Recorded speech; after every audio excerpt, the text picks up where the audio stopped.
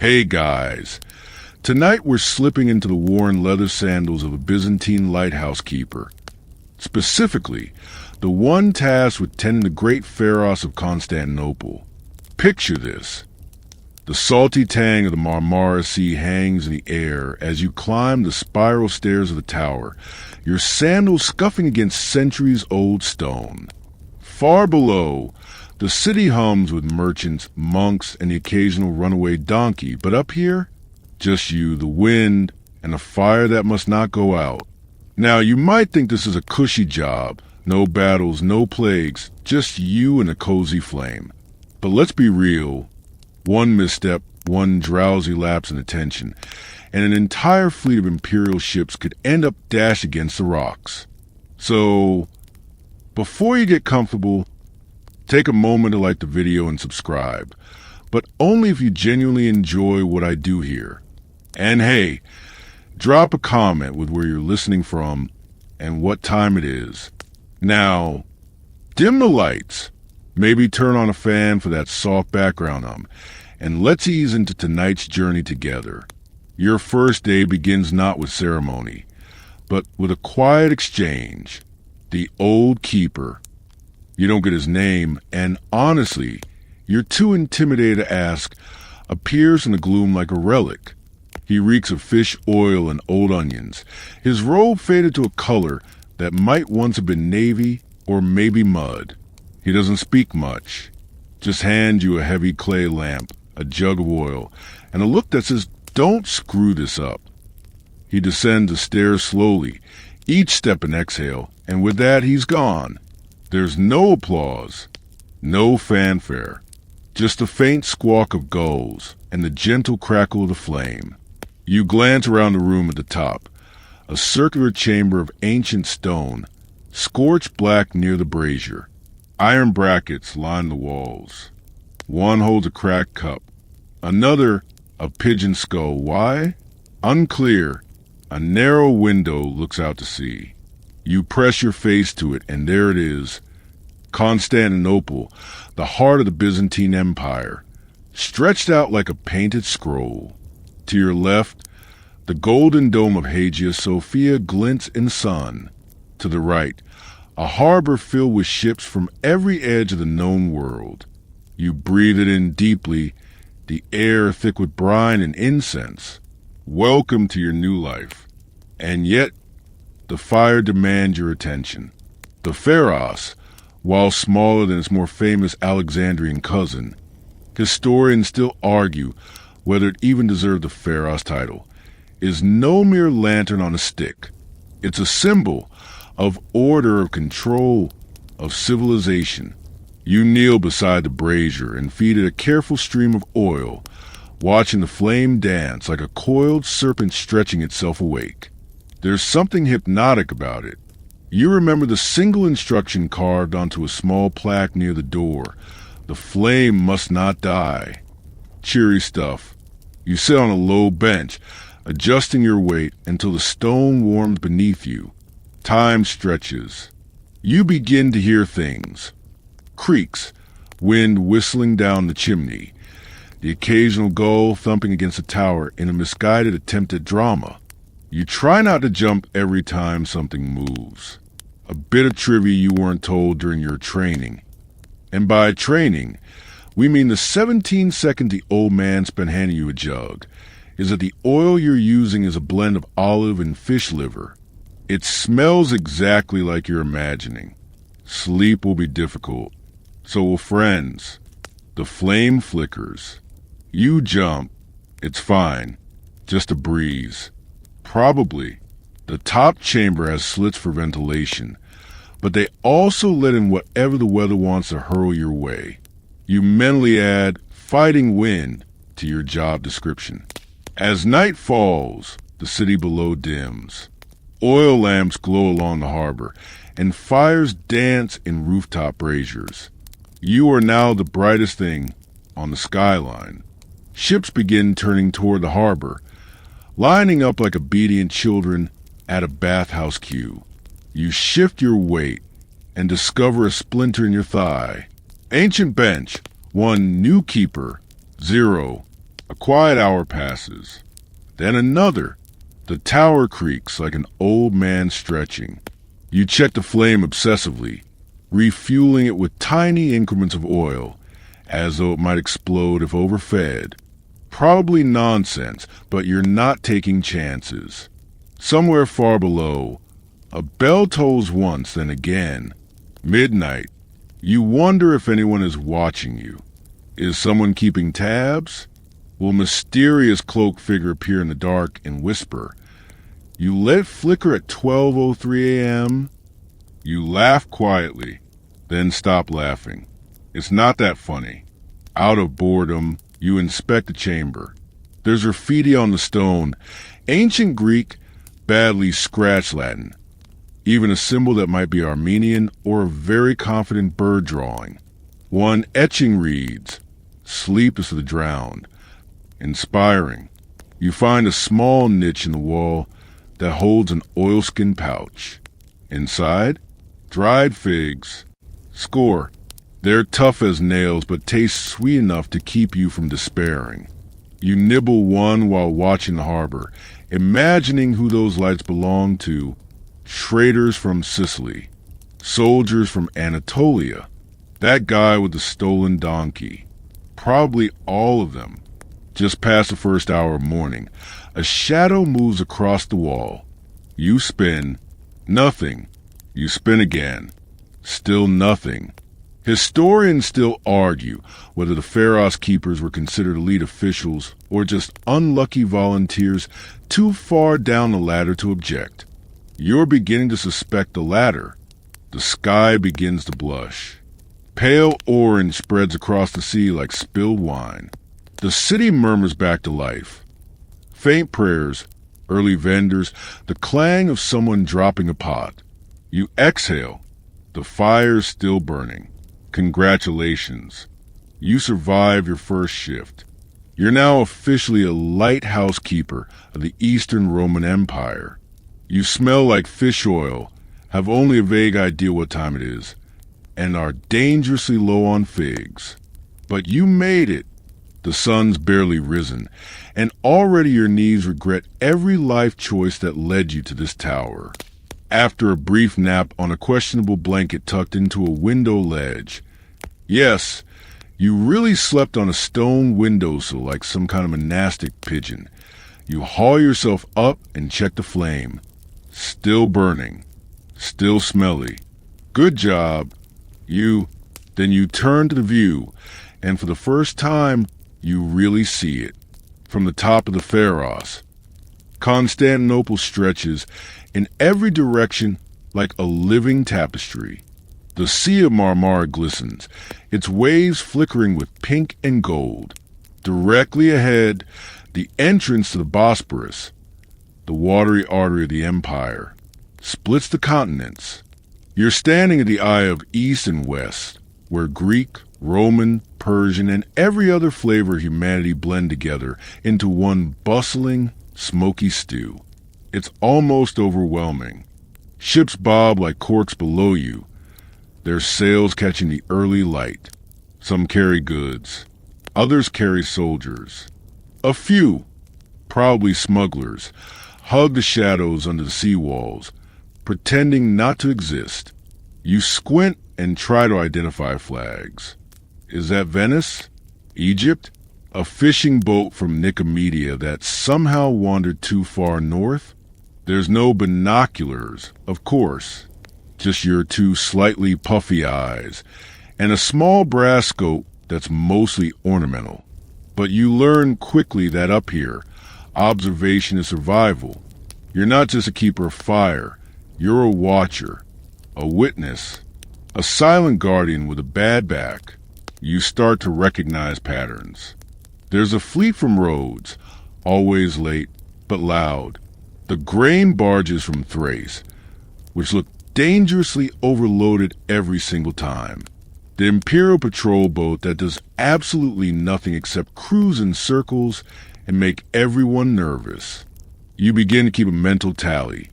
Who comes, who goes, who lingers too long. And then there are the people you can't see, but know are there. In the city below, life is in full swing. You imagine the spice merchants hawking cinnamon and sumac near the docks, children chasing each other through tight alleyways, priests carrying incense through dim-lit chapels, bureaucrats sweating into silk robes while pretending to be important. But up here, it's just you and the breeze. A surprisingly consistent breeze, too. Historians still argue whether the architectural design of the Pharos was intentionally engineered to funnel sea winds upward for ventilation, or whether it's just a happy accident of tower physics. Either way, the draft keeps the smoke moving and your robes fluttering like some reluctant superhero. You learn the rhythm of the harbor quickly. Morning bustle fades by midday. Then comes a lull, when the city bakes under the sun like a giant brick oven. The stone walls of the lighthouse absorb every ray, turning your perch into a Mediterranean slow cooker. You sit in the shade, dribbling oil into the fire, trying not to melt. Then evening returns, and with it, your real work. Lighting the flame wasn't the end of your duty. It's just the start. You keep it bright, steady, and tall enough to be seen from leagues away. The tower's mirrors, silver-backed bronze panels, burnish until they're nearly blinding, help focus and reflect the light across the water. You adjust them carefully with a pulley system that's definitely older than your grandfather. Some ropes fray. One pulley squeaks like an offended goose. Still, it works. Mostly. Here's a quirky tidbit. Some believe the Pharos also had a polished obsidian panel, used at dawn to reflect sunlight inland as a kind of symbolic reverse beacon, reminding the city that the empire looks both outward and inward. No one agrees if it ever worked or even existed, but it's a great story to whisper to yourself when you're bored and craving mythology. Occasionally, you jot notes in a wax tablet. Nothing dramatic, just ship counts, wind direction, maybe the color of cloud that looks like a suspiciously smug goat. These records are sent down once a week by basket to a clerk who will promptly ignore them. But the ritual matters. It gives your solitude shape.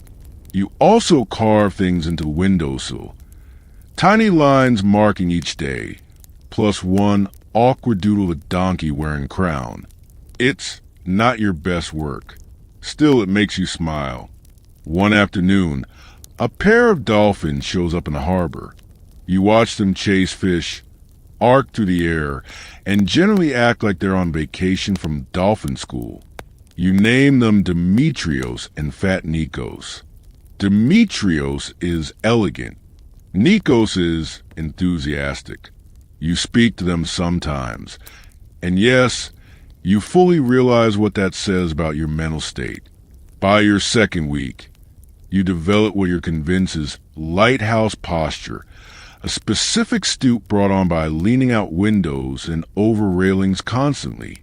Your shoulders ache. Your thighs are made of stone, but your calves? Chef's kiss. Food arrives by rope bucket every few days. Bread, cheese, occasionally olives or sausage link if someone's feeling generous. Once, someone includes a small fig cake with a note. Still alive? M. You don't know who M is, but you love them now. Sometimes, a stray voice echoes up the tower, usually sailors yelling at each other. Occasionally an argument in a dialect you can't place. Once, someone sings an off-key hymn that lingers in the stairwell for hours. It's haunting in the best way. You start to notice the way the light shifts across the city as the day passes. The golden dome of Hagia Sophia turning from copper to flame, the sea changing from silver to black. It becomes a clock for you, a guide, a comfort. Historians still argue whether the Pharos truly counted as part of the city's defenses. It wasn't a fortress, but its view made it vital. From here, you could see threats coming long before they reached the gates. Or, at the very least, you could shout, Oh, loud enough for someone down below to panic appropriately. And as night settles in again and the city dims beneath you, you feel something unexpected. Pride. You are the first thing sailors see after weeks at sea. The last light before they vanish into salt and storm. You don't give commands. You don't win battles. But you keep the flame alive. And somehow, in this tangled empire of emperors and eunuchs, coin-counting clerks and shipwrights, monks and mercenaries, that's enough. By now, you've accepted that being a lighthouse keeper in Constantinople is equal parts sacred duty and municipal drudgery. Yes, you're the glowing eye of the empire, but also you're a glorified combination of janitor, customs agent, and fire maintenance technician. Your daily routine has settled into an odd, salt-stained rhythm. Wake with the dawn, if you manage to sleep at all. Feed the flame. Stretch your legs. Peer at boats. Try not to think about how much of your life now revolves around staring at water and managing oil levels. Try also not to fall off the balcony, though the railing's high enough that you'd have to actively leap over it, which you've only considered twice, 3 times, maybe 4. Today, like every day, a new task reveals itself. You spot a large merchant vessel edging toward the harbor, sails low, painted bright with crimson and gold. It's the Blue Olive, a Cypriot grain ship with reputation for arriving early, loud, and entirely unpaid. And here's the kicker. You're supposed to make sure ships like that pay their harbor dues. Yep, that's your job too. The Pharos isn't just a beacon, it's also an informal toll booth. Every merchant docking at the Imperial Piers is required to pay a fee for protection, unloading rights, and illumination, which is a fancy way of saying your little flame helps them not smash their boat into a rock at 3 a.m. Of course, you're not exactly running a front desk operation up here. You don't trot down the stairs and meet the ship personally. You've got a basket on a rope system. Lower the fee form. Wait for them to drop in a stamp chit and a coin pouch, and haul it back up. Very high-tech. Today, though, the Blue Olive doesn't even stop. Just glides into dock like it owns the place. You lower the basket anyway. Let's call it optimistic bureaucracy. Nothing comes up. You squint at the crew. They're unloading crates like madmen. One of them sees you up on the tower and waves. It's a rude wave. You make a mental note. One more unpaid docking, and they're getting reported. To whom? Honestly, unclear. Still, the next ship, a smaller fishing boat from across the Bosporus, pays diligently, depositing a small wax-sealed scroll and 2 bronze coins into your basket. You read the note aloud. For fish, and not crashing. Thank you. Heartwarming. Now, to be clear, this isn't exactly how the Byzantine tax system is supposed to work. There are official clerks, harbor masters, even an entire department dedicated to maritime affairs. But somehow, your little tower got looped into it all. Probably during some long-forgotten budget cut, when the Empire decided, why not let the lighthouse guy handle it? Historians still argue whether this lighthouse taxing hybrid role was formalized or just grew out of necessity. But there are documents, letters mostly, suggesting keepers were occasionally reprimanded for misplaced tariffs or taking fish instead of coin. You feel seen. Speaking of which, your bribe shelf is starting to fill up. Let's clarify. Not bribes, exactly. More like unsolicited tokens of gratitude. A sausage link. A bolt of cheap cloth. Once, a jar of something that might be honey or might be glue. It's sticky and mildly terrifying. You haven't opened it again. And yet, you're not entirely innocent. Sometimes, when a small boat is clearly struggling to maneuver and you know they can't afford the fee, you accidentally, forget to lower the basket. Other times, a rich trader tries to buy your silence with a silver coin and a wink, and you accept, not proudly, not gleefully, just realistically. After all, have you seen your blanket? Still, you try to keep it mostly honest. The Empire is watching. Probably. Or maybe they're busy arguing about doctrine again. One quirk of Byzantine harbor life is that each ship is registered not just by name and cargo, but by figurehead. It's a carved wooden design mounted on the bow, and it's surprisingly creative. You've seen dolphins, lions, sea serpents, even a suspiciously detailed depiction of Emperor Heraclius with abs. You track them in your own ledger, carved into the windowsill. Dolphin equals friendly, tips well. Snake equals smugglers, 90% certain. Heraclius abs equals complete diva, also under investigation for vinegar wine trafficking. There's a quiet joy in this record keeping. It gives shape to your long hours, a history that belongs to you. Once a week, a harbor clerk climbs a tower to audit your records. He's small, always sweating, and carries a stack of wax tablets like they might explode if jostled. He never says hello, just squint at your notes, mutters about inconsistencies, and reminds you, no personal trades. You are a representative of His glorious majesty. You nod dutifully, then offer him half a fig. He takes it, every time. Later that evening, you sit beside the brazier, poking at the fire with a bit of bent bronze. It hisses and flares in the breeze. You think about the ships you saw today, the people behind them. How many languages were spoken on those decks? How many lives passed beneath your flame without ever noticing you? There's a strange comfort in being unnoticed. You get to witness without being witnessed, like some quiet spirit of the tower, except you still get foot cramps. As the stars emerge and the wind picks up, you remember a story the old keeper told you, well, grunted at you, in passing, that once years ago, a pirate ship mistook the flame for a sign of military readiness and turned back into the night. Whether that's true or just salt-soaked myth is anyone's guess.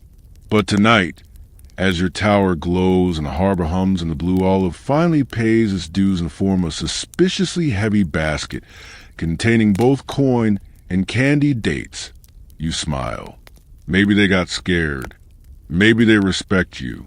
Or maybe someone just wanted to make sure the light stayed burning. Whatever the case, the flame holds. And for now, that's enough. You learn pretty quickly that the night is long and the fire doesn't keep you company. So you start talking to yourself. Not out loud at first. Just little mental conversations. Should I refill the oil now? Do clouds count as a weather event? Would I survive a fall into that hay barge? But by the end of the first month, you're holding full-on debates with imagined guest historical figures and occasionally your sandal. Aristotle joins you first. You imagine him as a slightly smug older man with a big beard and very little patience. Why do you waste oil so quickly? He scolds as you top up the flame. Moderation is the golden mean. You respond with a bite of dried fig and a reminder that he never tended a lighthouse during a windstorm. Then Marcus Aurelius shows up, stoic, a little judgmental, very into personal responsibility. You control the flame, he intones, not the wind. You mutter something unrepeatable and return to adjusting the mirror plates. Eventually, the imaginary guests get weirder. There's Cyril, the patron saint of alphabet creation, who insists your scribbled ship logs lack proper diacritics. You invent a character named Eleutheria, who only speaks in riddles and knocks things over when you're not looking.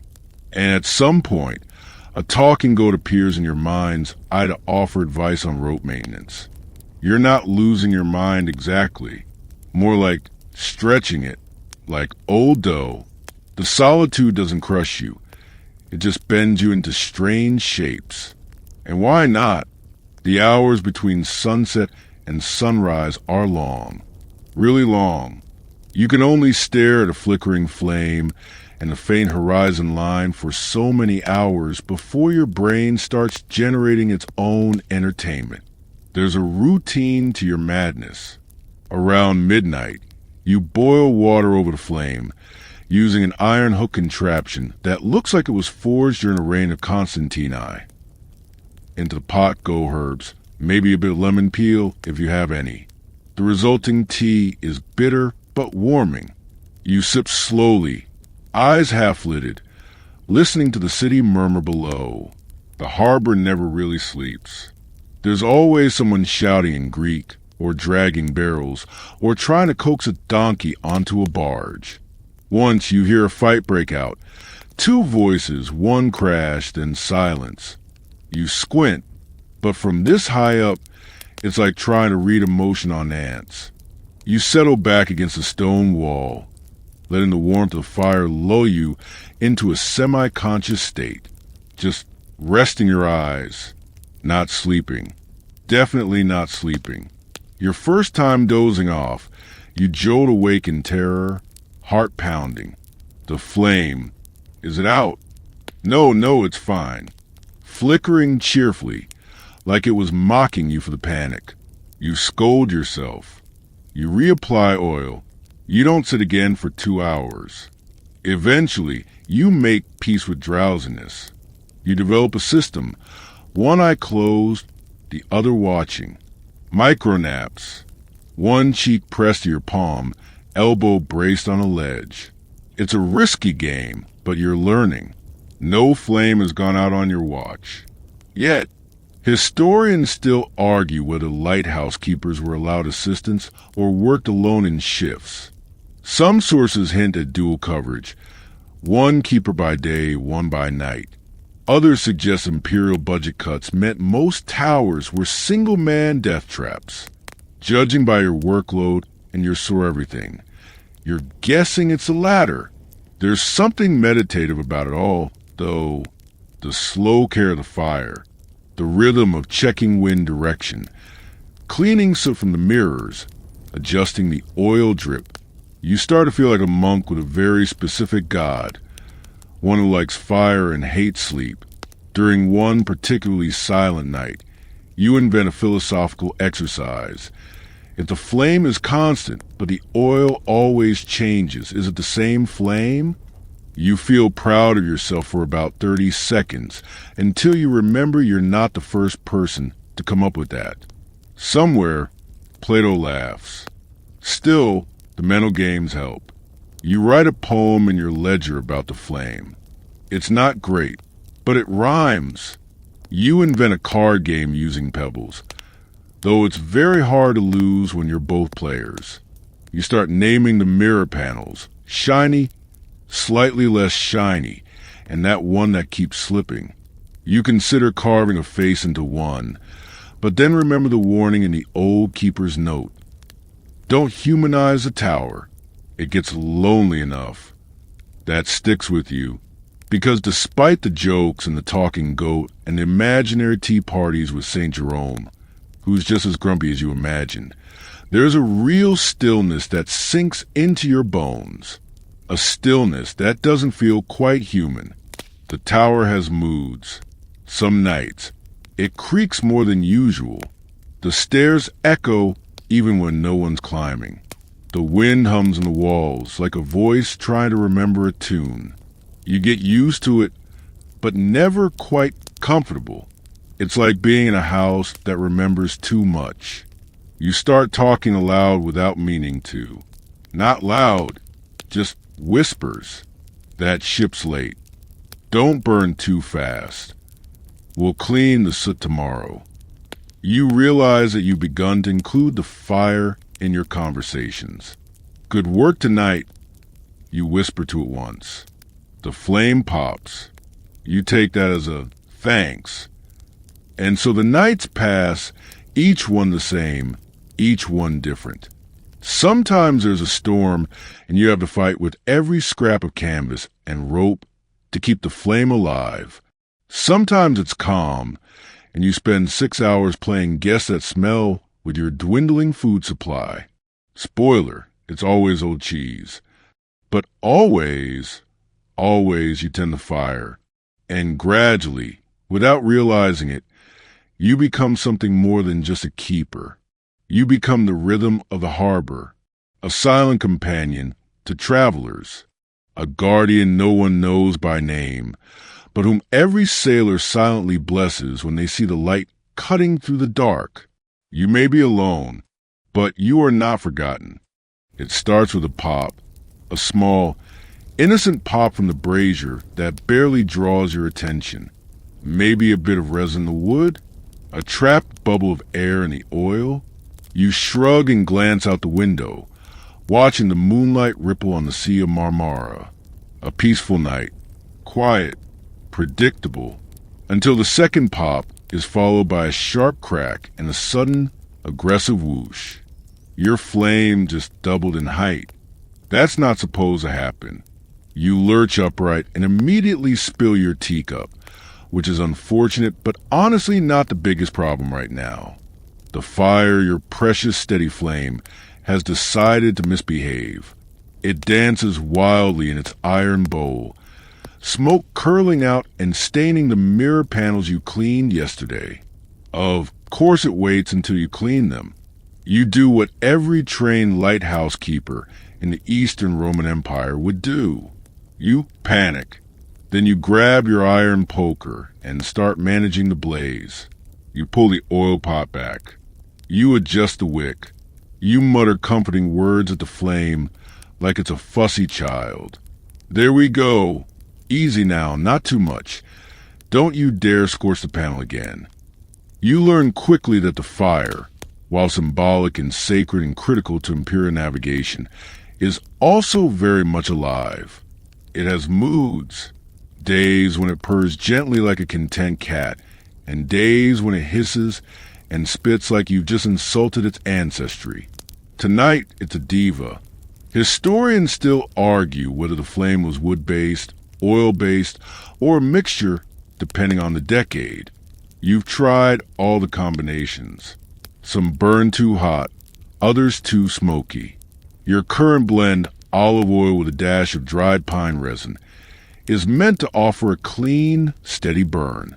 But tonight, it's behaving like you accidentally added dragon's blood. You open a ventilation slit, and the wind rushes in like a mischievous child. The flame dances higher, and for a horrifying moment, you imagine it leaping out, bouncing across your tunic, and transforming you into a cautionary tale for future keepers. You haul over a heavy lid, a thick metal disc you rarely use unless the flame is absolutely out of control, and hover over the fire just enough to calm the air pressure. The blaze sulks, hisses again, then settles. You breathe, and then you sneeze because of course you do. The soot, the smoke, the nerves. It takes another 20 minutes to get everything back to equilibrium. You adjust the mirrors again. You scrape soot from the corners. You reapply oil using a measured ladle, whispering to yourself like some kind of fire whisperer. Your heart finally slows around the time the moon begins to dip. There's a new scorch mark on the ceiling. You decide not to tell anyone. As the tower calms again, you settle against a wall, breathing in the oddly sweet-sour scent of oil, soot, and singed wool. You pick at your robe where it got a little too close to the brazier. Nothing's burned, just singed. But the lesson is clear. Complacency is how lighthouses burn down. And here's the thing. If the fire ever does go out, relighting it isn't as simple as flicking a match. There's a whole process. You have to prep the oil bowl, adjust the ventilation, check the mirror alignment, relight the pile of flame, then coax the main fire into existence. In the dark, often while exhausted, possibly while being screamed at by a passing admiral. That's not a hypothetical. According to a half-legible note scratched into the stairwell wall, a keeper named Leontios once let the flame go out during a foggy night. By morning, a merchant galley had crashed into the seawall. Leontios was found hanging upside down by his belt from the guardrail 2 days later. Not dead, just dramatically punished. You check the flame again. Still burning. Still cranky. You whisper an apology to it. It spits at you. You get it now. You really do. The flame isn't just a job. It's a relationship. You have to respect it, feed it, listen to its needs. You don't control it. You partner with it, which, now that you think about it, is probably the most Byzantine sentence ever uttered. Even the fire needs a counsel and delicate negotiations. Around this time, you hear a noise from below. Footsteps? No, hoofbeats. You lean out the slit window and see a small squadron of horsemen arriving at the harbor wall, lanterns swinging, a standard flapping in the wind, the imperial crest. Interesting. They dismount and begin shouting at the dockhands. You can't hear everything from this height, but you catch one word. Inspection. You groan. Not tonight. Not after fire drama. You consider extinguishing the flame out of spite, then laugh at your own absurdity. You adjust your robe, wipes it off your face, and quickly clean the chamber. The mirrors gleam. The oil pot shines. You try to look less like someone who nearly singed off their eyebrows. The inspectors don't climb the tower. Of course not. Too many stairs. Instead, they send up a scroll via your beloved basket system. You open it. Submit last 7 nights' records. Confirm fire stability. Report any flame-related disturbances. You hesitate. Technically, tonight's drama wasn't a disturbance, just a brief flare of unexpected enthusiasm. You write your reply accordingly. Flame consistent. 1 brief adjustment. No damage. No outages. Tower stable. Morale adequate. You consider adding a joke, something about flame tantrums, but think better of it. The basket lowers.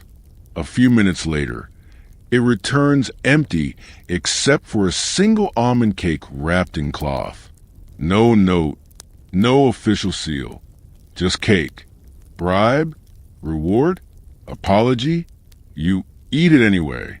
Best thing you tasted in weeks. As dawn arrives, you stare at the fire. It's calm again, warm, centered, like it got its rage out and now just wants to vibe. You stretch your arms and feel your spine pop like a dry scroll. Your muscles ache. Your eyes sting. But the harbor glows under the sunrise, and your tower, your unpredictable fire-breathing stone companion, stands proud. You survived a bad fire night. You responded, adapted, and didn't burn down anything that matters. Congratulations. You're not just a lighthouse keeper now. You're a fire negotiator. You never really plan on becoming a professional eavesdropper, but up here in a lighthouse, where every whisper rises and every secret sails right under your nose, it's inevitable. The Pharos isn't just a fire tower. It's a perfect listening post. Sound travels upward better than you'd think, especially on quiet mornings or fog-heavy nights. The harbor is a stage, and you have box seats to every drama, deal, and awkward romantic failure it hosts. Take today, for instance. A monk and a merchant are arguing just below the tower. You can't see their faces, but their voices bounce upward, sharp and unmistakable. I told you 1 reliquary, not 3. The crate said, "Holy bones." How was I supposed to know they were duplicates? You try to sell me goat ribs, Lucius. You lean out slightly, fascinated. The monk stomps away, muttering something about excommunication. Lucius shrugs, checks the coins in his purse, and then tries to flirt with a fish vendor. She laughs hard and throws a sardine at him. Quality entertainment. You've started naming some of the regulars. There's Lucius the Skeevy, of course, then Mistress Shouty, a captain with lungs like a war horn and a tendency to throw hats at people, and Old Barrel Bum, who seems to sleep in a wine cask near the eastern pier and wakes only to yell poetic threats at passing pelicans. You don't mean to listen in. It just happens. There's no one else to talk to. After all, the city is a whisper and the harbor is its mouth. Occasionally you catch something darker. Low voices discussing cargo that doesn't appear on any manifest. Coins exchanged in cloth, not clinked on wood. Lanterns lit and extinguished in specific patterns. Once, you saw a ship arrive just before dawn, unload 3 hooded figures, and vanish before full sunrise. Historians still argue whether the harbor's unofficial second market, where bribes, secrets, and forbidden goods traded freely, was tolerated by the imperial court or simply too profitable to stop. Either way, you've seen it, and now it sees you. One evening, a small boat pulls alongside the harbor wall. You recognize it. It belongs to Captain Inkbeard, a trader with a tendency to recite obscure poetry to passing gulls. He looks up at the tower, squints, and cups his hands. "Keeper," he shouts. "We know you see everything." Your spine stiffens. "Got a tip for you," he continues. "Blue sails tomorrow. Don't blink." He paddles off laughing. What does it mean? Who has blue sails? Why warn you? You spend the night watching the sea like a hawk. No blue sails appear. At least not that night. But later in the week, you see a trio of ships hugging the coastline. Their sails catch the evening light at just the right angle and flash bright azure. The lead ship flies no flag. They dock for only an hour. No cargo offloaded, no visible crew movements. Then they vanish again into the Bosporus like shadows slipping through a door. Interesting. You log it all in your wax tablet. Not because you think anyone will care, but because it matters to you. The patterns, the mysteries, the ripple of stories no one else is watching. It's not just sailors and smugglers, though there are tender moments, too. You once saw 2 lovers meet at the end of the western pier, hidden behind a stack of amphorae. He handed her a single rose. She laughed, then tackled him into the water. Their squeals echoed up the tower and made you smile for the rest of the night. Another time, a child stood on the docks shouting, "Lightman, Lightman, you're doing good." You waved. The child waved back so hard they fell over. Their mother didn't look amused. You learn the rhythms of these lives, even without knowing names. The way the same fisherman limps on cold days. The odd prayer a dock worker whispers while touching the harbor stones. The woman who dances a little every time her ship docks safely. You become part of their world, even if they don't know it. You are their constant, the steady eye in the sky, the anonymous presence they assume is always watching, because you are, and in a strange way, their lives become yours. You invent backstories. Barrel Bum is a retired scholar.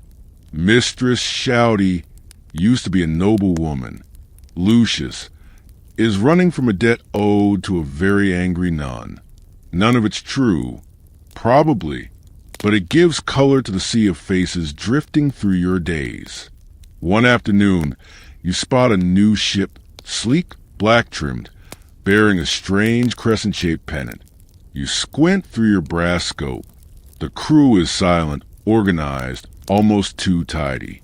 They dock, unload nothing, speak to no one, then sail again.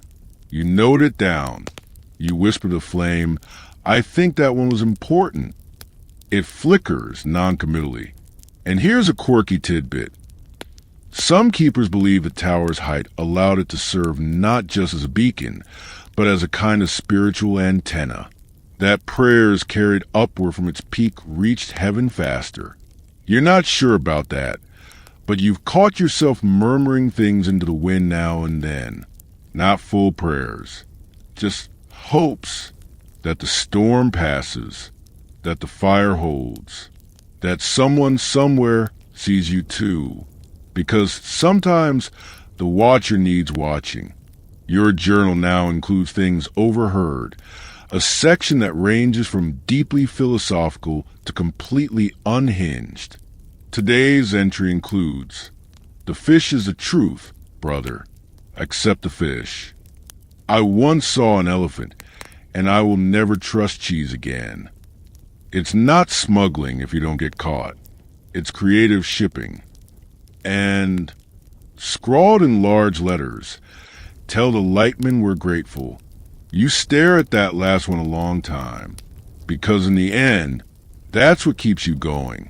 Not duty, not coin, not even the vague threat of an angry imperial inspector with gout. It's the people below. The chaos, the comedy, the whispered truths, all floating upward, carried by wind and water, to the strange little stone tower where one tired soul keeps a flame burning, quietly, faithfully, always. There's a saying in the city, to know Constantinople, you must know its rooftops. But after a month in the Pharos, you're convinced the real truth lies in the water. The sea doesn't just feed the empire, it reflects it, and sometimes, quite literally. Today starts unusually bright. Not warm, bright. Blinding. The kind of sunlight that bounces off every mirror, tile, and passing wave until your eyes feel pickled in gold. Even the flame seems confused by how unnecessary it feels. You squint at the horizon, trying to track the ships through the glare. Not easy. You briefly consider fashioning a visor from an old scrap of linen and olive paste. But dignity wins, barely. A clerk arrives near noon. Not the usual sweaty one. This one's taller, smoother, with a neatly oiled beard and a faint air of being overeducated. He doesn't climb the stairs. He sends up a scroll in your rope basket with a new seal. Imperial purple wax with the double-headed eagle. Fancy. You open it. His Majesty's Council requests accurate, illustrated documentation of all incoming vessels from the west for a period not less than 21 days. Precision is expected. You stare at the words. You stare at the harbor. You sigh deeply, because of course now they want illustrations. You grab your tablet. Try sketching. It goes poorly. Your lionhead merchant vessel looks like a fried egg wearing a crown. A supposed sail ends up resembling a jellyfish in crisis. The sea? More like an aggressive scribble storm. You whisper, maybe they'll appreciate abstract work. They won't, but you try again, and again. Eventually, you develop a system. A simple visual shorthand. Triangle for sail, blob for hull, angry dash for cargo type. Not perfect, but enough for pattern recognition. And that, you realize, is all anyone in this empire really wants. Order among chaos. Historians still argue whether imperial officials truly reviewed every report from lighthouse keepers or simply filed them away as received and ignored the contents. Based on the silence following your last 7 submissions, you suspect the latter. Still, you keep drawing, and soon it becomes something more. A hobby, a comfort, a way to see things differently. You start adding little details. The way a rope sags when wet, the curve of a particularly handsome prow, a cat lounging on a stack of cargo. One ship has bright red sails painted with what looks like a peacock. You try to capture the feathers. Sometimes you add jokes. A tiny stick figure with arms raised in horror next to a too-heavy grain cart. A whale that may or may not be flipping off a fisherman. You laugh to yourself. No one will see it, but you. But then one morning, something strange happens. A return basket. Inside a scroll, written in the same neat imperial hand. Your sketches are improving, especially the whale. More of those. You stare, stunned, then laugh so hard you nearly drop the brazier hook. Someone's watching. Someone's reading. It's enough to make you pour yourself an extra tea. From then on, you get braver. You sketch weather patterns. Incoming clouds. The migration of birds, gulls, mostly, and the occasional heron that struts like it owns a harbor. One evening, you draw the sunset, not to send, just for yourself. The way the light slides across the Golden Horn, turning the domes into fire and the water into velvet. You shade with soot and oil smudges. It's messy. It's beautiful. You begin to notice more than you used to. Like how ships from southern Italy tend to arrive slightly damaged. Barnacles, scrapes, odd patchwork repairs. Rough waters? Or something else? You track wind patterns. Realize that strong northern gusts usually precede a ship with spoiled goods. Coincidence? Probably. Still, it goes in the notes. You become something you hadn't expected. A quiet scientist, a patient artist, an obsessive little lighthouse oracle. And you love it. Here's a quirky tidbit. In one 10th century marginal note, a scribe describes a fire watcher on the sea tower who draws the ships as animals to amuse the sun. Scholars dismiss it as poetic metaphor, but after your week of sketching galleys as lizards and elephants, you feel deeply seen. You start naming your drawings. The Tired Pelican, Ship with Identity Crisis, Sails Like Regret. You'd hold an exhibition if you weren't the only visitor. Then one foggy morning, a ship emerges that's completely unfamiliar. No markings, no figurehead, just a long, low hull and sails stitched from mismatched fabric, white-gray, a slash of orange. You grab your tablet and draw as fast as you can, capturing every detail. Something about it makes your spine go cold. You send the sketch down with a note. Unknown vessel. Odd build. No colors. Proceeding east. You receive no reply. But 2 days later, a military galley docks in the same slip. Soldiers unload nothing. They speak to no one. Then leave. No confirmation. No denial. Just a quiet echo of action. You realize something. You become more than a watcher. You're a witness. The Pharos isn't just your prison or your pulpit. It's your canvas, your compass, your confession box. And every sketch, every scribbled note, every tiny whale flipping the bird, it's part of a strange, unspoken dialogue between you and the Empire. A game played over rope baskets and charcoal drawings. And you think just maybe you're winning. Storms don't knock politely. They roll in like empires, loud, overwhelming, and utterly disinterested in your personal schedule. This one arrives just after twilight, without warning. 1 minute you're sipping lukewarm tea and sketching a particularly smug-looking merchant ship. The next, the entire tower groans under a sudden slap of wind. A loose crate on the dock skitters into the sea. The brazier flickers. You don't even have time to say, "Oh no!" Before the rain starts sideways, you leap into action. Well, you scramble into action. Leaping isn't something you do much anymore. Too much stair climbing, too many sore joints. You've got a system, though a storm checklist, scribbled on a half-burned piece of vellum and nailed to the wall like a lighthouse commandment. First, secure the oil stores.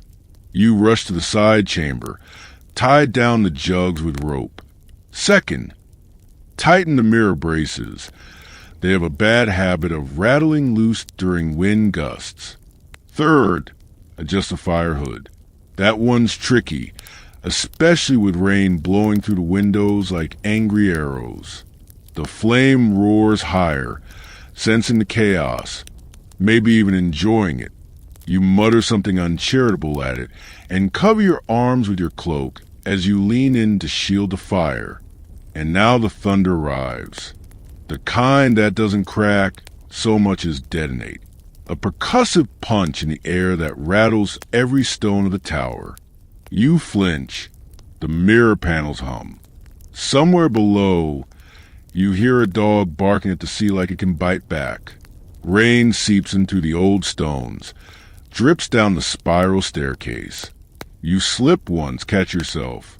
Everything smells like salt, smoke, and lightning. The storm isn't just outside, it's inside now, wedged into the walls and the gaps and the back of your throat. Historians still argue whether lighthouse towers were built with proper lightning rods. You're here to confirm, absolutely not. What they had was the grace of God and a small metal rooster nailed to the top. Not helpful. You think, wildly, that the rooster is probably having a bad day. The real danger's the wind. It howls into the ventilation slits and tries to blow the flame sideways, bending it unnaturally. You adjust the fire hood again, this time bracing it with the iron tongs and a prayer to any deity with jurisdiction over maritime infrastructure. You succeed? Barely. For the next hour, it's all noise and motion. The sea below turns from shining silk to thrashing charcoal. Ships bob wildly, ropes snap, crates fly. You squint through the rain-streaked windows, trying to count vessels. Are they anchored properly? Is that one listing? You can't leave the fire. You want to race down, shout warnings, wave lanterns. But you are the keeper. Your job is the light. And so you sit, soaked, shivering, staring into the heart of fire that seems to grin at you. A quirky tidbit.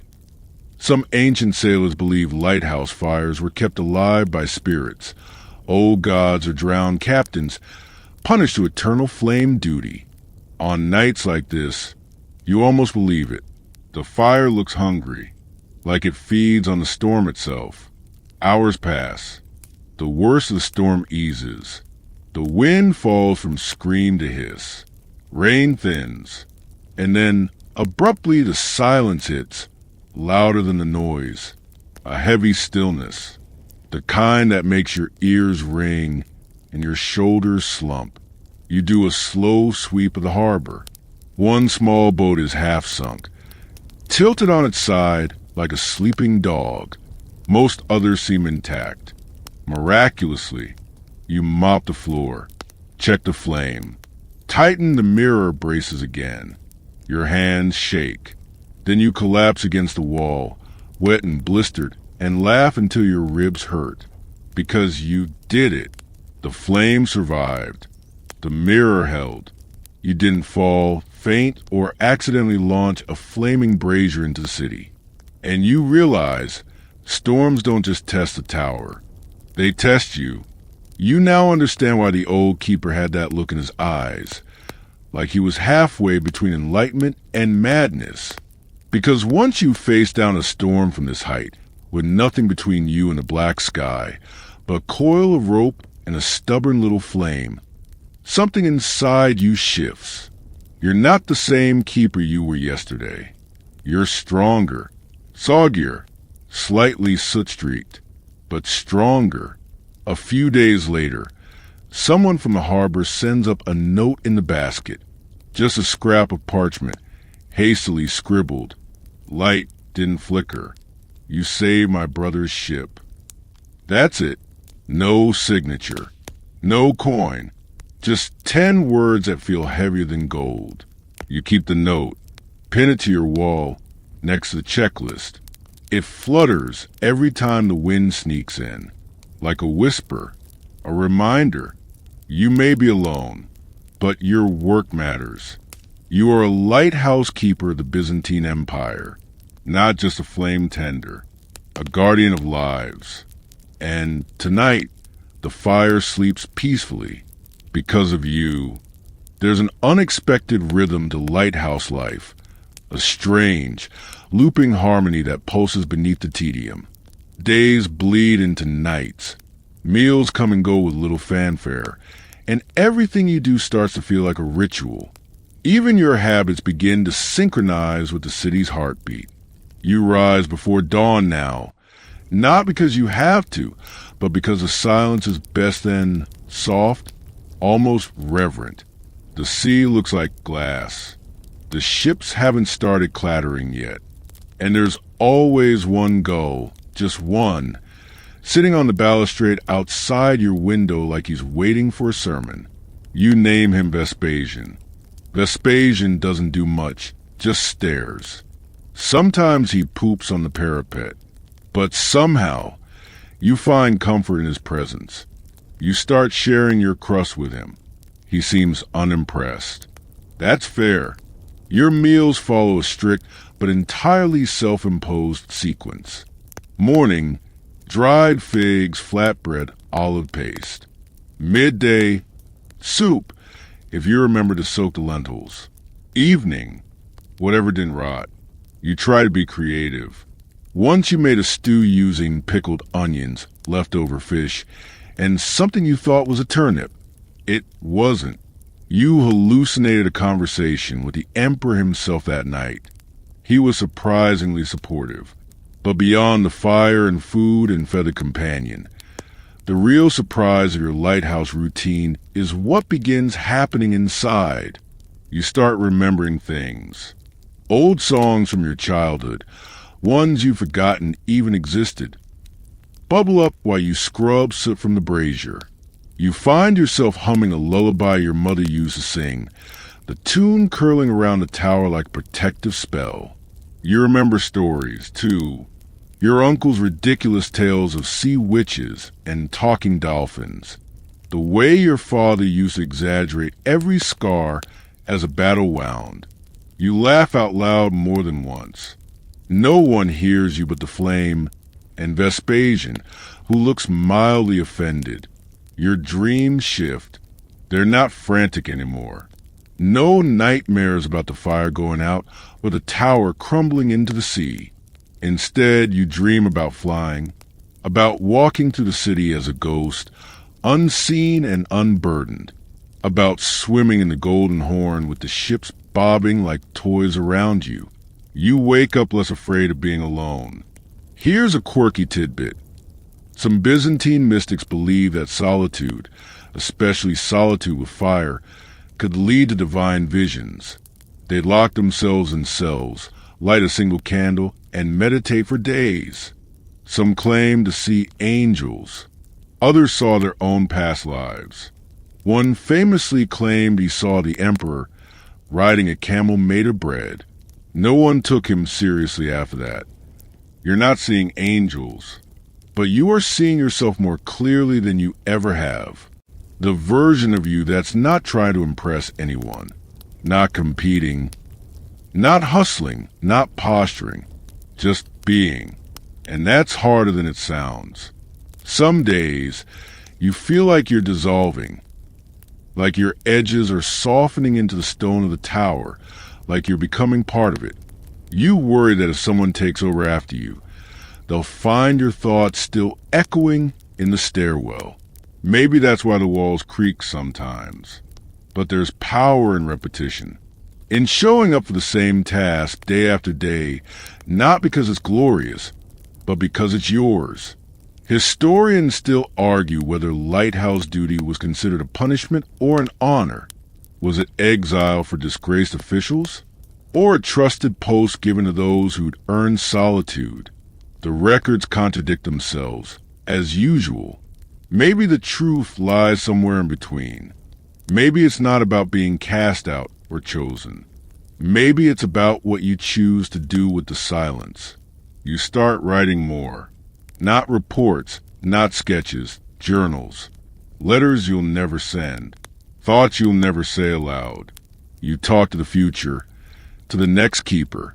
You leave notes in the margins of your logs. Don't sit too close to the west window. Leaks in winter. If Vespasian comes back, don't give him fish. He's dramatic. Loneliness doesn't kill you. It teaches you how to live. You think, not for the first time, that maybe every lighthouse keeper should be a philosopher. Or maybe they just become one slowly, through erosion, like cliffs worn into shapes by the sea. You start watching the stars. You've always noticed them, of course. They're impossible to ignore from this height. But now, you really see them. How they shift, how Orion dives into the sea, how Venus flirts with the horizon. You begin to track them with charcoal marks on the inner wall, your own little observatory. And that leads to another habit, naming things.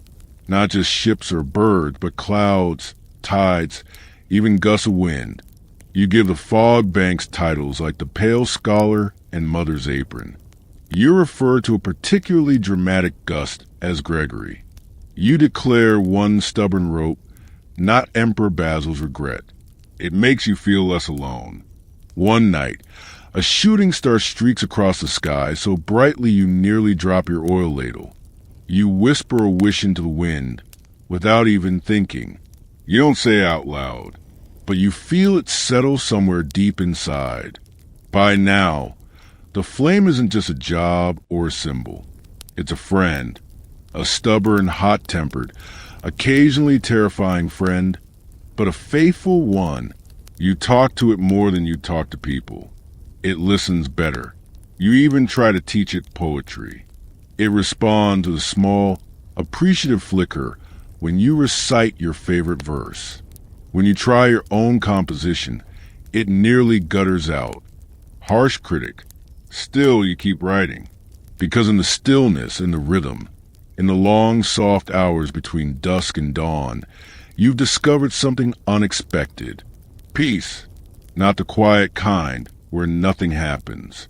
The kind where you stop happening so loudly, where your mind stops clanging like a temple bell, where your body stops bracing for impact, and you finally learn what it feels like to be enough.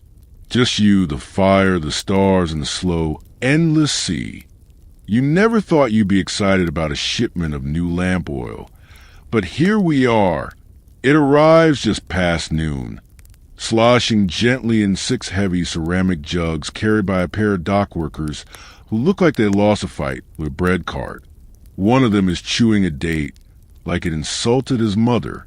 The other squints up at the tower and mutters, "Reckon he's up there talking to fire again." You are, of course. The fire's the only one who listens consistently.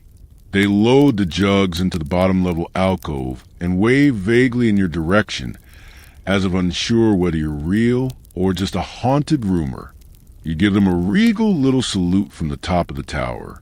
They leave you a sack of dried apricots as a tip, which is both generous and, if the last batch was anything to go by, potentially a digestive adventure.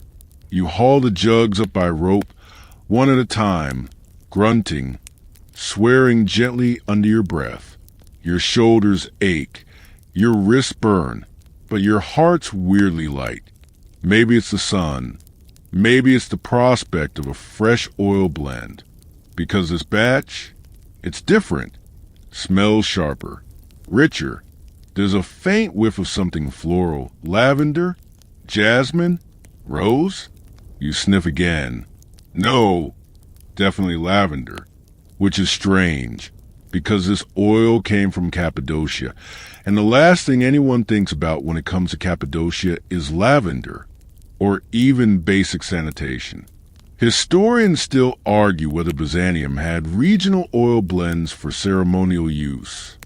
Some say special oil was reserved for feast days and imperial visits. Others believe that's a later invention, retroactively applied by romantics who overestimated the empire's candle budget. Either way, you decide this oil deserves something special. You clean the brazier until it gleams like a soldier's boot. Polish the mirror panels with vinegar and old rags. Adjust the airflow. Tweak the wick angle. Say a few flattering things of flame just to keep in a good mood. When you finally pour the new oil and light it, it purrs. You didn't know fire could purr, but this one does. Soft, even radiant.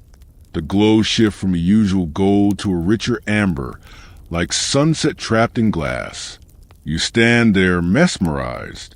Vespasian waddles in, gives the flame a skeptical eye, and fluffs his feathers like he disapproves of luxury. You ignore him. The new oil brings other changes. 2. For one thing, the tower smells better. No more acrid sting. Just a warm, woody scent that somehow makes the whole space feel cozier. You sleep better. You eat slower. Even your tea tastes less judgmental. You start experimenting. Different wick shapes, bowl placements, oil ratios. You try adding a drop of rose water to one blend and accidentally create a tiny inferno. Note to self, no perfume near open flame. Still, the process is thrilling. You feel like an alchemist, a priest, a one-person R&D department for imperial navigation. Here's a quirky tidbit. Ancient lighthouse keepers sometimes believe different flames signal different moods from the divine. A blue-tinged flame might mean calm seas. A sudden flicker, an omen. Some even claim the fire could predict earthquakes. You haven't had any seismic predictions yet, but the new blend seems to lift your spirits in subtle ways. You catch yourself whistling. You rebraid the rope pulley so it doesn't squeak like a dying mouse. You rearrange your sketches in chronological order. You even reorganize your journal, because now the tower feels like a home, not just a post, not just a punishment, a place that responds to your care with its own kind of energy. But not everyone's thrilled about the change. 3 nights later, an imperial steward arrives. Not in person, of course. He's far too important for stairs. Instead, he shouts up from the harbor like an entitled rooster. His robe has more embroidery than sense, and he's waving a scroll like it owes him money. You lower the basket. The scroll reads, "Flame reportedly too bright."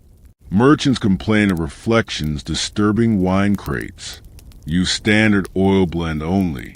No substitutions without authorization. You stare at the parchment like it just insulted your mother. Too bright, you mutter. What do they want, romantic mood lighting? You briefly consider ignoring the order. What are they going to do?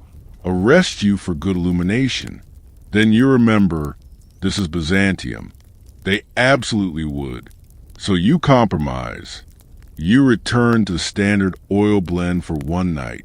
The flame burns with all the enthusiasm of a wet towel. The smell returns.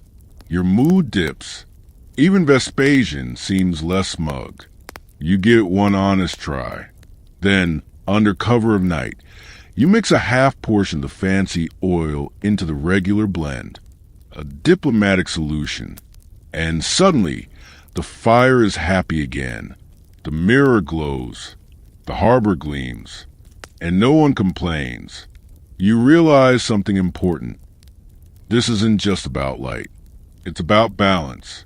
Between what they expect and what you know works. Between duty and instinct.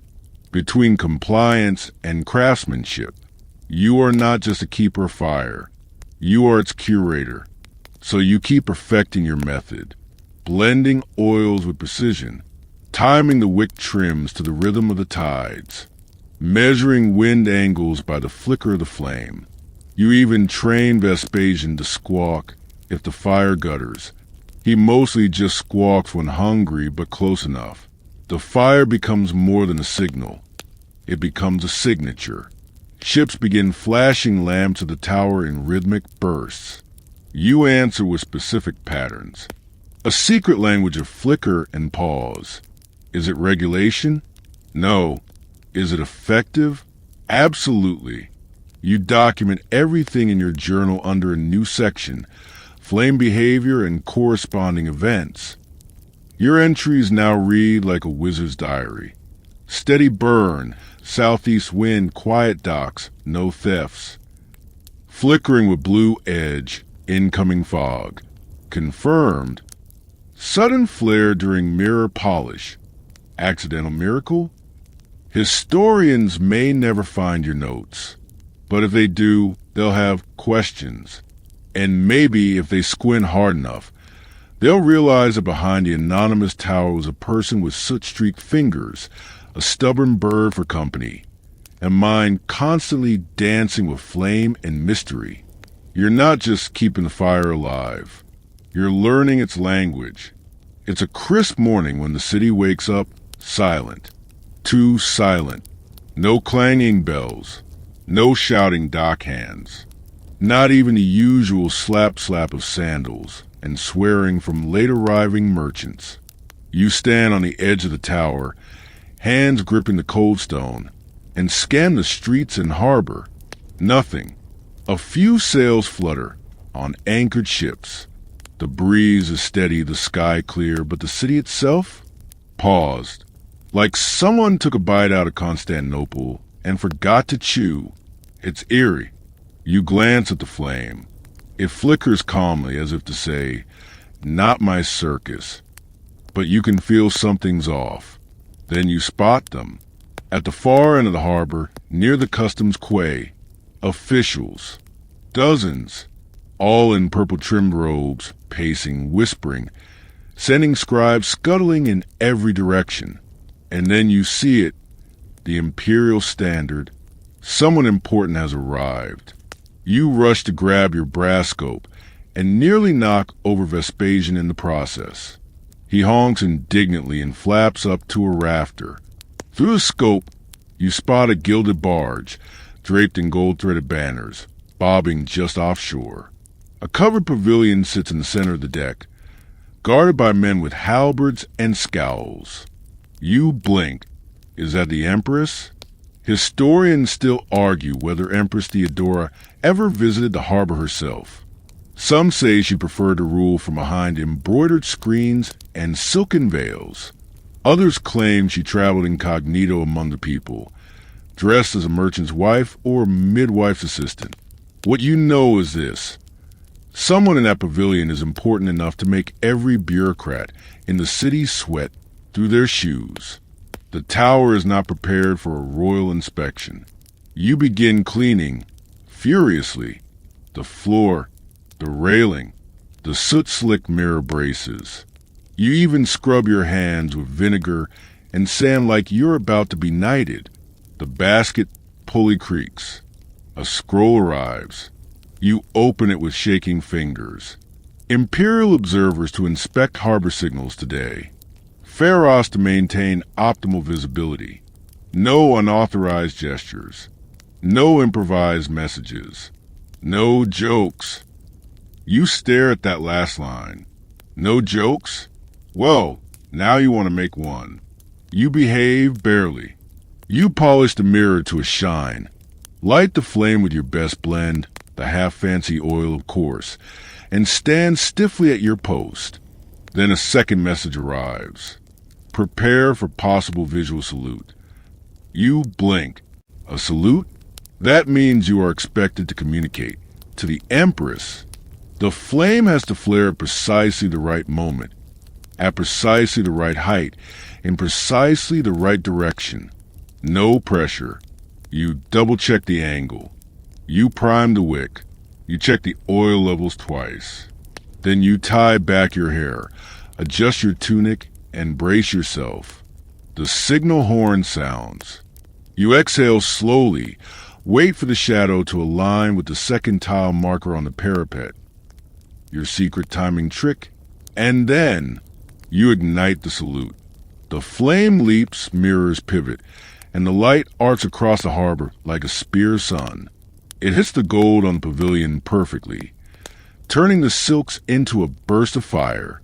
Even from up here, you hear the gasps. Then, astonishingly, the pavilion curtain parts. A hand emerges, delicate, ringed in rubies. It lifts, waves. To you, just you, your knees wobble. And that's when it hits you. The Empress isn't waving to the tower. She's waving to the keeper. You, the soot-faced, fig-hoarding, gull-befriending recluse of the Pharos. You, whose only company has been smoke and echo and the occasional unsolicited seagull commentary. You return the wave, awkwardly. The hand disappears. The curtain closes. The barge turns, slow and majestic, and sails away. You stand motionless for a full minute before remembering to breathe. Later that night, another scroll arrives. This one unsigned, wax sealed with the imperial emblem and smelling faintly of roses. Inside, a single line. The light was perfect. Thank you. You pressed the parchment to your chest. Not for glory, not for politics, but because for once someone saw you. And here's a quirky tidbit. Some Byzantine keepers reportedly receive small personal tokens from the court. A ring, a ribbon, a bundle of honeyed almonds as thanks for exemplary service. You don't get any of those. But the next shipment of lamp oil, it's back to the fancy blend. Lavender and all, you consider that a win. The next few days, your routine changes. Guards occasionally patrol the harbor edge now. More scrolls arrive. Your flame is now an official imperial point of visual contact. Whatever that means, you suspect it means don't mess up. You keep refining. Smoother fuel ratios. Cleaner wicks. Precise adjustments based on humidity and time of day. You start to understand the flame like a musician understands their instrument. The fire responds to your touch, your mood, your breath. You no longer light the beacon. You conduct it. And in your quieter moments, you smile at the absurdity. Once upon a time, you were just a tired nobody sent to live in a glorified chimney. Now, you are the unblinking eye at the edge of empire, the anonymous flicker that holds back the dark. And every night, when the flame leaps high and the city glows beneath your watch, you feel something impossible. Pride, not the trumpet-blaring kind, not the statue in the square kind. Just a soft, quiet pride of someone who knows they're doing something well and knows that it matters, even if only to a handful of ships, even if only to one waving hand behind a golden curtain.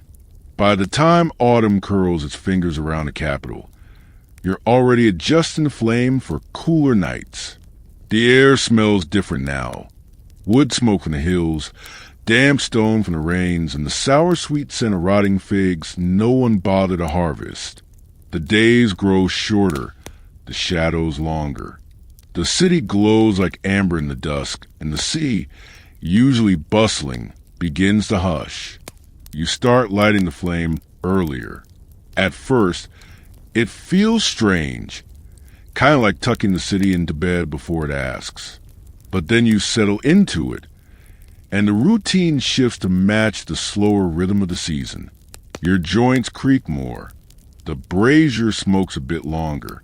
Even Vespasian is quieter, less squawking, more contemplative staring, like he's going through something spiritual. And this is when you get your first visitor. You're mid-mirror cleaning, elbow deep in soot when you hear it.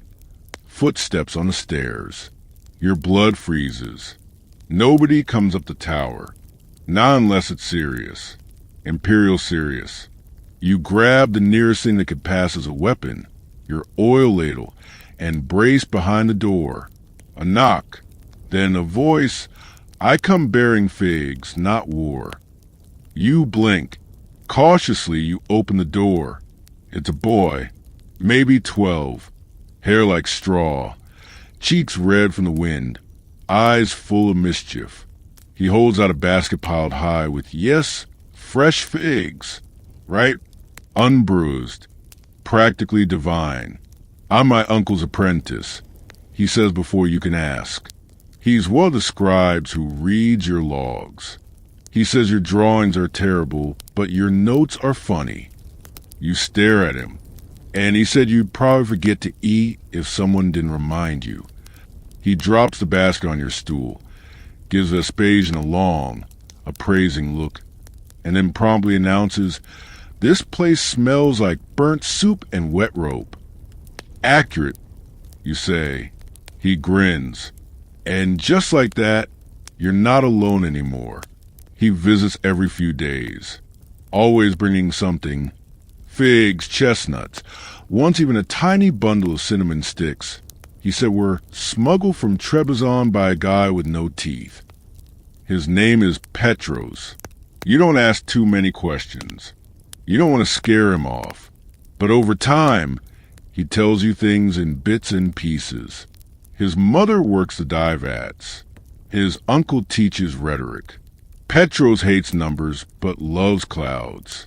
He draws birds in the margins of his wax tablet. You tell him about the ships, the fire, the mirror system.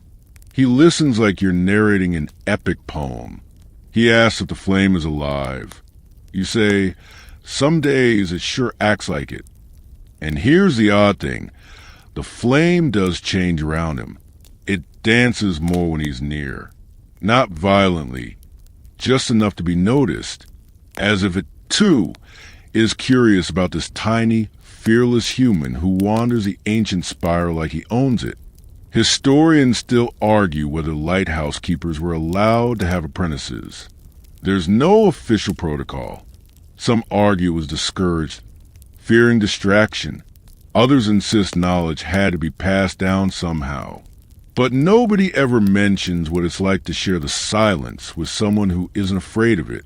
You start teaching Petros without realizing it, not with lectures, just quiet demonstrations. You show him how to trim the wick, how to tilt the mirror for fog, how to tell the difference between a merchant galley from Antioch and one from Rhodes. He soaks it in, asks sharp questions, leaves you notes in the journal like, "Why does fire hum?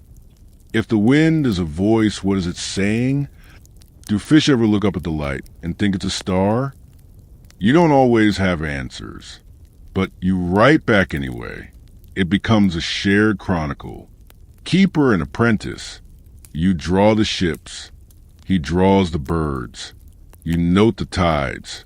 He records how many steps it takes to climb from the docks to the top of the tower. 143. Unless you're carrying soup. Then it's 149. One day, you find him asleep beside the flame, curled up in your old cloak. Vespasian perched on his shoulder like a sleepy sentinel. You don't wake him. You just sit nearby, staring into the fire, wondering what it means to leave something behind. Not just a job, but a memory, a way of being, a quirky tidbit. One medieval lighthouse was rumored to have kept a book of dreams, a shared journal where keepers recorded their strangest sleep visions. No copy survived, but if you had one now, you'd write, "Dreamed the sea rose up, whisper my name, then laid back down. Autumn deepens." You catch Petros humming your lullaby one morning as he sweeps ash into a bucket. You pause, smile, and let him finish the verse. It's getting colder. The wind is sharper. But the tower is warmer now, less because of the fire and more because of who it holds. And even though no one said it aloud, you know what's happening. He's going to take over someday, not now, maybe not for years, but one day it'll be his tower. his flame. His long, quiet nights filled with sea mist and soft light, and the occasional smug gull. You thought the worst thing about this job would be the solitude. Turns out, the hardest part might be knowing it won't always be yours. But also, that's the best part. You never thought you'd become sentimental about rope. But here you are, sitting cross-legged on the floor of the tower, slowly reweaving the frayed basket pulley line, humming a sea shanty under your breath, and feeling unexpectedly emotional about 10 meters of coarse hemp. It's the same rope you've used to lower reports, hoist food, send messages, and once rescue Vespasian from an overly curious stray dog. This rope has stories. You've knotted it in rage. You've untangled it in storms. You've stared at it dangling in the wind while wondering whether the Empire even remembers you're alive. Now it's starting to rot. The sea air is merciless. So you replace it, and as you work, knot by knot, loop by loop, you realize that everything in this tower needs constant care. The flame, the mirrors, the tools, the oil, and you, especially you. That truth comes sharply into focus the next morning when you wake up and can't move your left hand. At first, you assume you slept on it funny, but the numbness lingers, and then, like a wave breaking, comes a pain, dull, radiating, insistent. You flex your fingers, try to grip the oil ladle. You drop it. Not great. You splint it with a scrap of wood and some clean linen, muttering curses at your own aging joints. Vespasian watches, head tilted in mild concern or mild amusement. It's hard to tell. Petros arrives that afternoon. He takes one look at your bandaged hand and says, "You need to rest." You snort. "Sure, I'll rest while the flame stokes itself and the Empire learns to park ships without slamming into docks." He doesn't laugh. Instead, he goes about the tower with surprising confidence, measuring oil, checking the wick, recording ship traffic. He lights the flame that night, using your own method, and you sit nearby, watching him. He's good.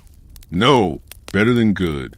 Focused, calm, gentle with the tools, gentle with your fire.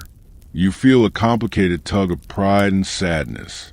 He's not just playing at being a keeper. He is one now. Historians still argue whether knowledge of lighthouse tending was formally passed down or informally absorbed. Based on what you're seeing, it's the latter. No manuals, no training, just long days, quiet nights, and the slow transference of wisdom through shared work and flickering firelight. Over the next few weeks, Petros begins taking more initiative. He rewrites the logbook in neater handwriting. He reorganizes the wick drawer. He even constructs a clever little wind baffle for the south window using discarded mirror shards and clay. You don't ask where he learned it. You just nod. Good work. Then one windy evening, while the sea is roaring and the city hides under the weight of rain, you make the decision. You give him the key, not ceremoniously. No grand speeches. Just a small iron key slipped into his palm while he's pouring oil into the brazier. He freezes, looks up at you. "You sure?" he asks. You smile. "I'll always be the keeper, but now so will you." He nods slowly, clutches the key like it's sacred, which in a way it is. That night, you let him light the flame completely alone. You sit by the parapet, watching the city through the mist, listening to the fire crackle behind you, and you feel a shift, not like something ending, more like something settling. Here's a quirky tidbit. Some old records suggest lighthouse towers were once considered sacred ground, blessed by priests, protected by rites, regarded as thresholds between land and sea, heaven and earth. You never took those stories seriously. Until now, because for the first time, you feel like you've touched something larger than yourself. Not glory, not legacy, something quieter, something deeper, a continuation. You catch Petros writing in the journal. He doesn't know you're watching. He's scribbling furiously, tongue poking from the corner of his mouth, candlelight casting shadows on the page. You smile. He'll record his own storms now, his own strange ship sightings, his own recipe for lamp oil, and notes about birds and drawings of awkward merchant galleys that look like potatoes. He'll become the voice in the tower, and someday, maybe he will pass the key to someone else. Maybe a girl with ink-stained fingers. Maybe a boy who dreams in tides. Maybe someone who just needs the silence. You realize that's the true job of a lighthouse keeper. Not guarding the flame, but guarding the lineage. And as long as the flame burns, so does the story. Your story, Petros's, all of it braided into a long, golden thread of fire stretching across centuries. That night, you go to sleep with your hands still sore, your muscles still aching, your bones still old, but your heart light as a feather, because your watch is no longer only yours. Winter doesn't arrive in Constantinople. It descends. Sudden, heavy, absolute. The first real snow starts as a polite dusting across the rooftops, a few curious flakes drifting down like they've lost their way. You smile, press your cheek to the cold stone of the window ledge, and enjoy the view. By the next morning, the city is a painting in monochrome. The harbor looks frozen in place. Ships muffled under soft white cloaks, their ropes crusted with ice. Even the ever-noisy gulls seem quieter, wings beating slower, like they're afraid to shatter the silence. You don't envy the dockhands today, or the tax collectors, or the poor scribe who has to inventory every frozen barrel of fish.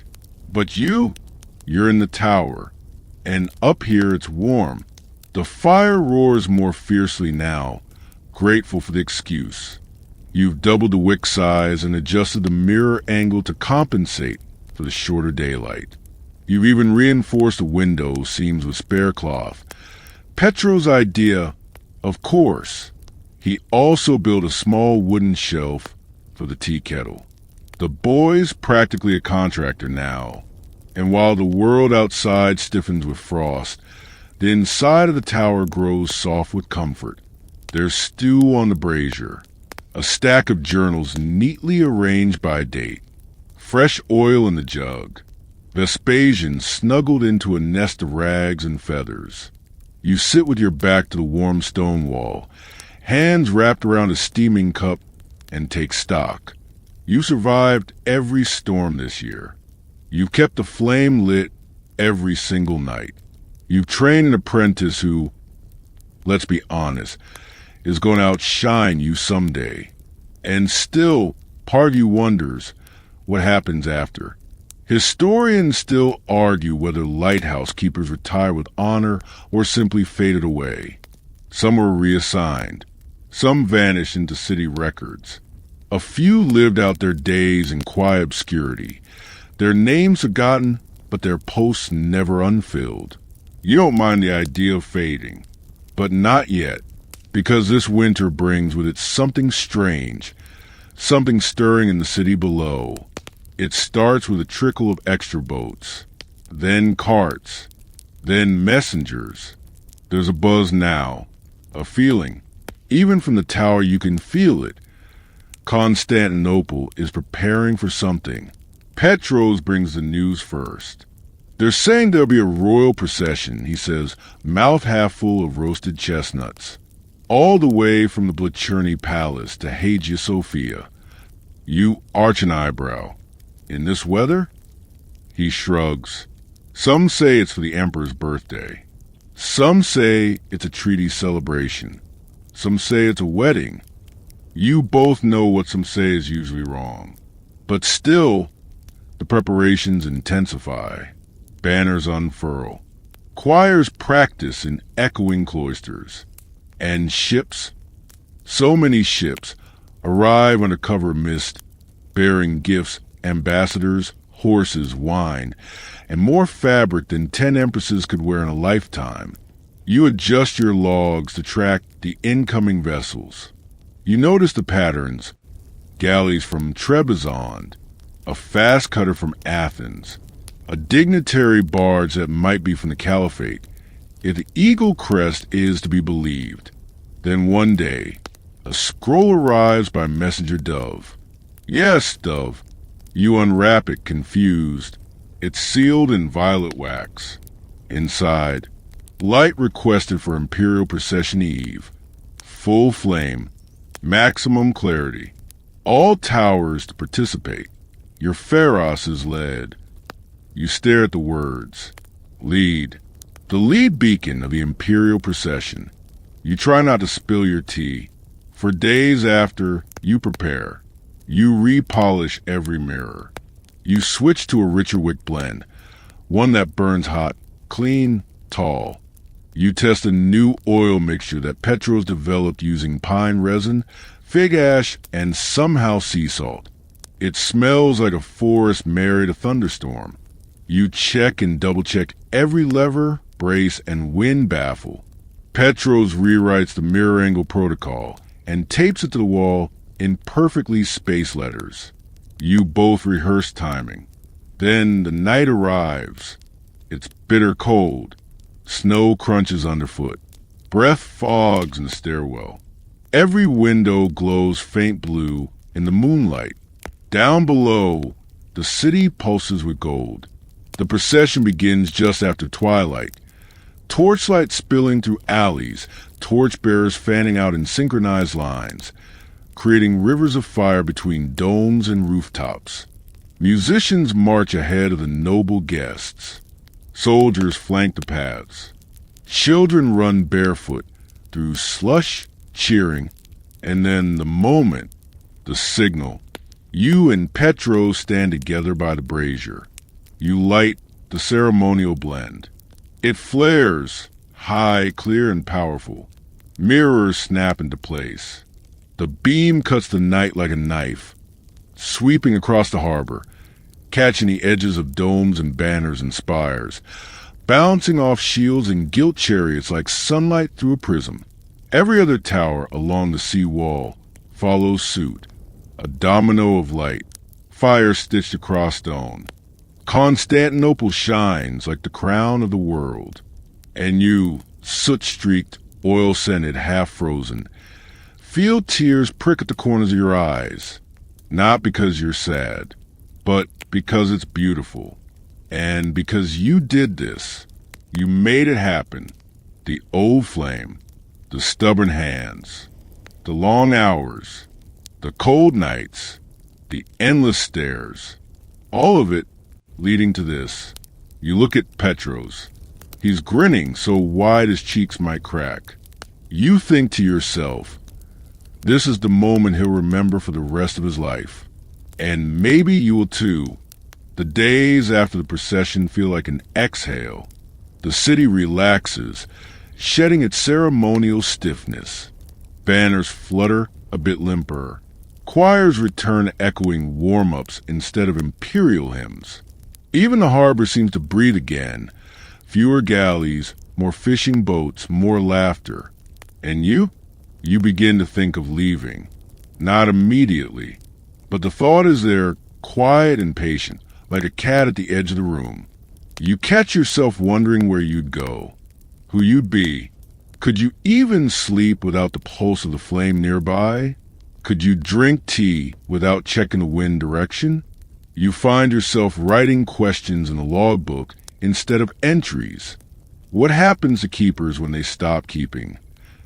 Can you be part of something after you've left it? What if the fire misses me? You don't show Petros those pages. He's doing well, more than well. He's reaching for tools before you even ask. He adjusts the flame with intuitive precision. His log entries now include poetry. One is titled "The Fire Listens Better Than I Do." You don't tell him how proud you are. You think it would embarrass him. Instead, you just step back a little more each day, until one afternoon, he lights the flame, and you don't even realize it's already burning, and you feel something release. That night, you prepare your belongings, what little you have, the old cloak, a pouch of oil blends, your journal, swollen with pages. You pause, consider taking the drawing Petros made of you and Vespasian asleep under the brazier. But no, that one stays. Instead, you write a letter. It begins. To the next keeper whenever you arrive, you include advice, warnings, encouragement. You add a joke about seagull politics. You end it with a simple truth. The flame is not yours. You're just its companion. You leave it tucked beneath the oil shelf, sealed with a string of red thread. You don't leave dramatically. No dawn farewell, no tears on the staircase. You rise one morning, see Petros already tending the brazier, and simply say, "I think I'll take a walk." He looks up, startled. All the way down? You nod, and maybe beyond. He doesn't argue. He just straightens, wipes his hands on a cloth, and says, "I'll keep it burning." You smile. I know. Vespasian flaps once, then settles again on the rafter. His kingdom remains. You descend the stairs slower than usual, feeling each step press memory into your bones. The walls hum with echoes, your voice, your laughter, your solitude. It's like you're walking out of your own reflection. The harbor greets you like an old friend. You pass vendors setting up stalls. A boy chasing a dog. A woman mending nets with humming lips. The smells are sharp and familiar.